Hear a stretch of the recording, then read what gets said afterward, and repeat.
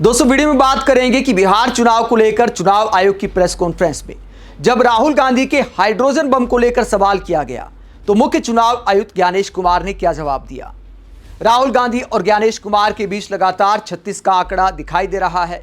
पिछली वाली press conference में ज्ञानेश कुमार ने बहुत सारे तंज कसे थे राहुल गांधी पर, लेकिन क्या आज ऐसा किया? पहला सवाल ही राहुल गांधी को लेकर पूछा गया, क्योंकि राहुल गांधी लगातार दावा करते आए हैं कि जल्द ही मैं हाइड्रोजन बम फोड़ने वाला हूं, जिसके बाद चुनाव आयोग मुंह दिखाने लायक नहीं बचेगा। ये सब दावे राहुल गांधी ने किए हैं। तो राहुल गांधी को लेकर पत्रकार क्या सवाल करते हैं और मुख्य चुनाव आयुक्त क्या जवाब देते हैं, पूरी कहानी आपको दिखाते हैं। पहले सवाल आपको सुनाते हैं। सवाल की फ्रेमिंग ही इस बात को दिखाती है कि न्यूज एजेंसियों के पत्रकार, मीडिया चैनलों के पत्रकार राहुल गांधी का अपने आप में कैसे मजाक उड़ाते हैं। मतलब नेता विपक्ष का क्या ऐसे मजाक उड़ाना चाहिए? सवाल की फ्रेमिंग आप सुनिए। सर, मेरा नाम ब्रजेश मिश्रा है और मैं आईएनएस न्यूज एजेंसी से हूँ। सवाल ये है कि जिस तरीके से बिहार में शुद्धिकरण का काम किया गया और बहुत सारे आरोप लगे, तो और राहुल गांधी ने, नेता विपक्ष हैं, उन्होंने वोट चोरी तक का आरोप लगाया और फिलहाल वो कोलंबिया घूम रहे हैं। ऐसे में आप कितना सीरियस उनके आरोपों को लेते हैं और उनके एटम बम, नाइट्रोजन बम और हाइड्रोजन बम से आयोग कितना घायल महसूस कर रहा है? दोस्तों, मुख्य चुनाव आयुक्त से राहुल गांधी का मजाक उड़ाते हुए इस अंदाज में सवाल पूछना दिखाता है कि मीडिया किस तरह राहुल गांधी को टारगेट करता है। यहां सवाल इस अंदाज में पूछा जा रहा है कि देखिए, वोट चोरी का आरोप लगा रहे थे, अब खुद कोलंबिया घूम रहे हैं। पत्रकार के कहने का यही मतलब है। न्यूज एजेंसियों के पत्रकार, टीवी चैनलों के पत्रकार इसी अंदाज में राहुल गांधी का मजाक उड़ाते हैं। लेकिन क्या मुख्य चुनाव आयुक्त ने हाइड्रोजन बम को लेकर, एटम बम को लेकर जवाब दिया? राहुल गांधी का नाम लेकर सवाल पूछा गया था। मुख्य चुनाव आयुक्त ने गोलमोल जवाब देते हुए क्या कहा, उनका बयान भी आपको सुनाते हैं, जरा सुनिए। इस बात का जवाब मैं पहले दे चुका हूं कि जिन लोगों के पास अपने घर नहीं होते या जिन लोगों को पंचायत या म्यूनिसिपैलिटीज़ ने कोई घर का नंबर नहीं दिया होता है, तो या तो आसपास के घर का नंबर देते हैं और या कई बार शून्य लिख देते हैं। इसीलिए इसमें विचलित होने की कोई बात नहीं है, क्योंकि जब बूथ लेवल ऑफिसर किसी भी व्यक्ति का इन्यूमरेशन फॉर्म लेता है तो उसके ऊपर दावे और आपत्ति जताने के लिए हर पॉलिटिकल पार्टी के बूथ लेवल एजेंट्स मौजूद होते हैं। और मुझे आपको बताते हुए बड़ी खुशी हो रही है कि बिहार एक ऐसा राज्य है जहां पर 1,60,000 से भी ज़्यादा बूथ लेवल एजेंट्स राजनीतिक दलों ने नामित किए। जहां तक स्पेशल इंटेंसिव रिवीजन चुनाव के पहले कराए जाने के निर्णय की बात है, तो अगर आप लोक प्रतिनिधित्व कानून के हिसाब से अगर चलेंगे तो रिवीजन हर चुनाव के पहले चुनाव आयोग को कराना लॉफुल है और लॉ के अंतर्गत कराना ही होता है। किसी का यह कहना कि रिवीजन चुनाव के बाद होना चाहिए, वो न्याय संगत नहीं है। एक और विषय आया कि जब हमारे बूथ लेवल ऑफिसर्स ने घर घर जाकर मतगणना के फॉर्म्स की भरवाई की और ड्राफ्ट सूची में जिन लोगों का नाम आया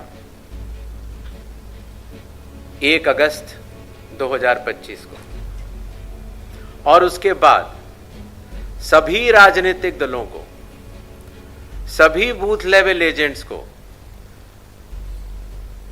1 अगस्त से लेकर पहले 1 सितंबर तक अपने दावे और आपत्ति, अर्थात अगर किसी का नाम छूट गया है तो बताने की पूर्ण स्वतंत्रता थी। अखबारों में ऐड दिए गए और इसी तरीके से अगर किसी अयोग्य आदमी का नाम अंदर चला गया है तो फॉर्म 7 भरने के बाद उसका नाम कटवाने की अर्जी देने के लिए कहा गया। ये कार्य 1 सितंबर को पूर्ण हुआ।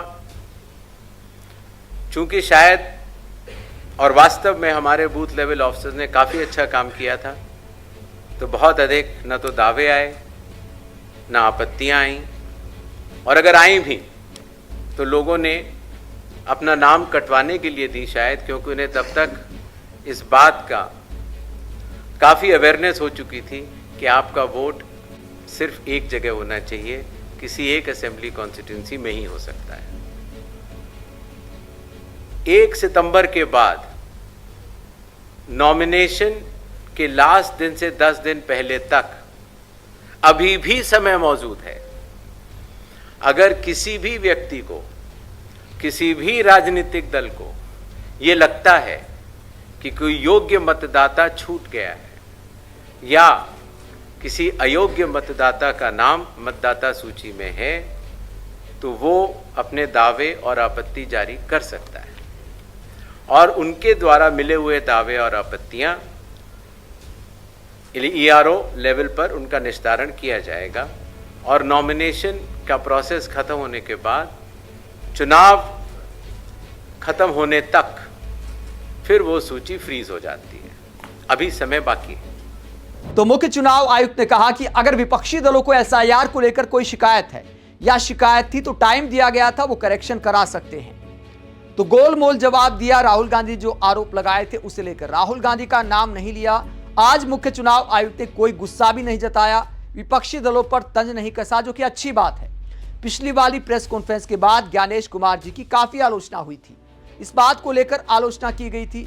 कई पूर्व मुख्य चुनाव आयुक्त और चुनाव आयुक्तों ने भी इस बात को लेकर आलोचना की थी कि चुनाव आयोग को इस तरह गुस्सा नहीं करना चाहिए, विपक्षी दलों पर इस तरह रिएक्ट नहीं करना चाहिए जैसा कि प्रेस कॉन्फ्रेंस में हुआ था। जैसे कि सोशल मीडिया पर भिड़ जाता है चुनाव आयोग राहुल गांधी के साथ, तो गुस्सा करने की बजाय करेक्शन करना चाहिए। अगर विपक्षी दल कुछ आवाज उठाते हैं, कुछ त्रुटि बताते हैं, तो उसको दूर करना चाहिए। मुख्य चुनाव आयुक्त ज्ञानेश कुमार को इस तरह गुस्सा नहीं करना चाहिए। तो आज की प्रेस कॉन्फ्रेंस में ज्ञानेश कुमार जी काफी संयमित दिखाई दिए, जो कि अच्छी बात है। आज उन्होंने काफी संयम दिखाया। विपक्ष के नेताओं का जो नाम लिया गया उस पर जवाब देने से बचते दिखाई दे। राहुल गांधी सहित विपक्षी नेताओं का नाम लेकर जो सवाल किए गए, कई लोग कह सकते हैं कि सवालों से भागते दिखाई दिए, लेकिन मुझे लगता है कि आज उन्होंने थोड़ी परिपक्वता दिखाई है। उतना आवेश में नहीं आए, चुनाव आयोग पर बदनाम करने का आरोप नहीं लगाया। अपना जो जवाब देना था, जो चुनाव आयोग का जवाब बनता था, वो जवाब दिया, और प्रेस कॉन्फ्रेंस में विपक्षी दलों पर कोई टारगेट नहीं किया, जो कि अच्छी बात है। विपक्षी दलों का ऐसे चुनाव आयोग को अपमान नहीं करना चाहिए। राहुल गांधी हो या कोई और नेता हो, उनका काम है चुनाव आयोग के सामने शिकायत रखना। अगर कोई त्रुटि पाई जाती है तो चुनाव आयोग को उसकी जांच करनी चाहिए और उस पर एक्शन लेना चाहिए।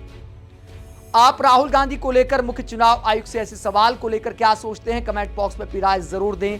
साथ ही मुख्य चुनाव आयुक्त ने जो कहा उसे लेकर क्या सोचते हैं, कमेंट करके जरूर बताएं। साथ ही चैनल को सब्सक्राइब भी करें। नमस्कार।